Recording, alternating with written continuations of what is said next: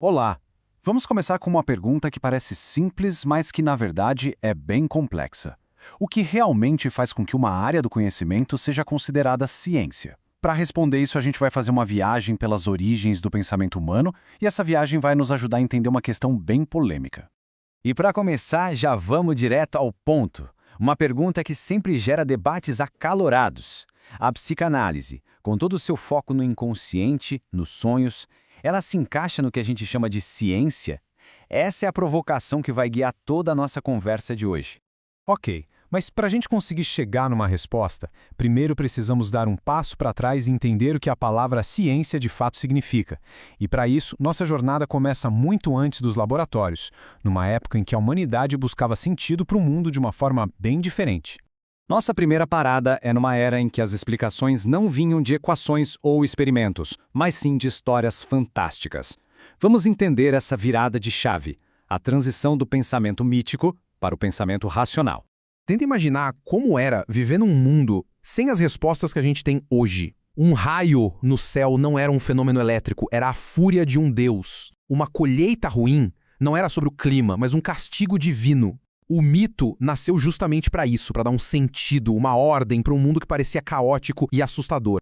O que a gente vê aqui é uma verdadeira revolução no pensamento. De um lado, a consciência mítica, que te dá uma verdade pronta, divina, que não pode ser questionada. Do outro, nasce a consciência reflexiva, a filosofia que surge da coragem de perguntar por quê. É a gente saindo da aceitação passiva para entrar na investigação ativa. Isso mudou tudo.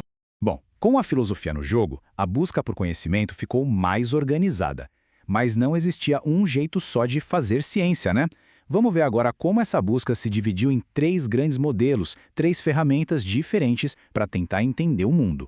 O primeiro modelo é o racionalista. Pensa na matemática. 2 mais 2 sempre vai ser 4. A ideia aqui era que a ciência deveria ser assim, uma fortaleza de certezas. Você parte de verdades que são óbvias e, usando a pura lógica, chega a conclusões que são universais e inquestionáveis. A razão, aqui, é a grande estrela.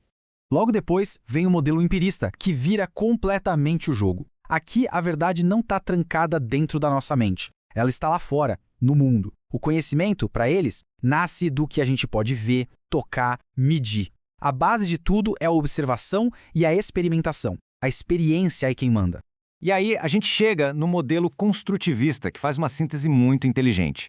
Ele entende que a gente usa tanto a razão quanto a experiência, mas com uma dose de humildade.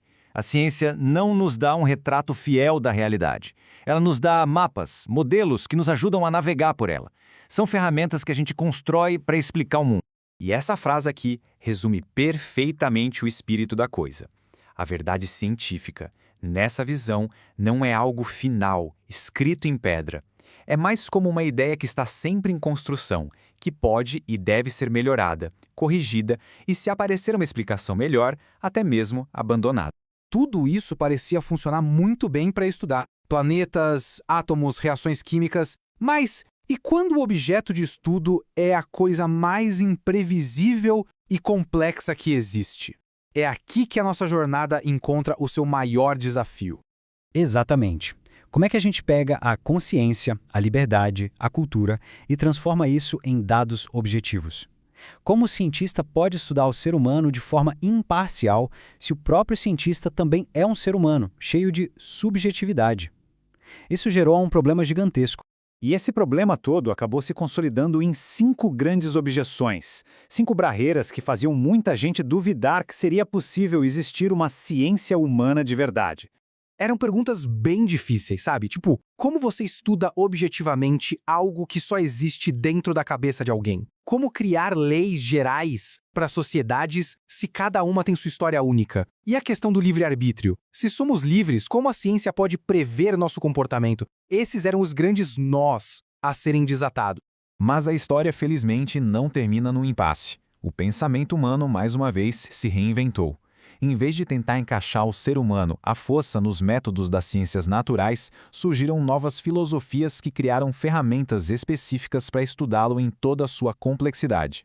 A solução veio em etapas. Primeiro, a fenomenologia mostrou que era possível, sim, encontrar padrões objetivos mesmo dentro da experiência subjetiva. Depois, o estruturalismo nos deu métodos para enxergar as sociedades como sistemas complexos, com regras e estruturas que operam por baixo dos panos. E, por fim, correntes como o marxismo ajudaram a entender como nossas ações são profundamente influenciadas por condições históricas e sociais concretas. Então, a grande virada foi essa: entender que a ciência não precisa ter um método único e rígido. As ciências humanas não precisaram imitar a física para serem válidas. Elas criaram seus próprios caminhos, seus próprios métodos rigorosos que são adequados para o seu objeto de estudo, nós. E tudo isso nos leva de volta ao começo, mas com outra cabeça. A nossa jornada mostrou que o conhecimento não é algo parado no tempo. Começamos nos mitos que foram superados pela razão, que criou diferentes ideias de ciência que continuam evoluindo até hoje. Isso deixa a gente com uma última reflexão. Será que aquilo que hoje a gente considera uma verdade científica absoluta, um dia no futuro, não vai parecer tão fantasioso quanto os mitos dos deuses antigos? Fica aí a pergunta.